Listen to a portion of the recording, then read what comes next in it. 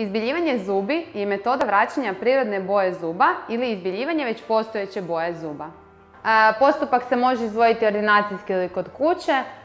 Razlika između postupaka je ta što se u ordinaciji radi u kontroliranim uvjetima uz primjenu UV lampe i gela koji sadrži koncentraciju vodikovog peroksida. Postupak je u potpunosti bezbolan i vrlo brz, dok izbiljivanje kod kuće provodimo pomoću udlaga koji su nosači za materijal za izbiljivanje. Te udlage koristimo nekoliko dana za redom kako bi postigli bjelinu koja kod stomatologa se može postići u jednom posjetu.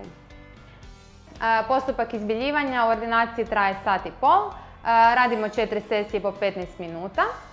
Postupak je bezbolan. Po završetku postupka, točnije tijekom dana, moguće je prolazna osjetljivost zuba na hladne podražaje.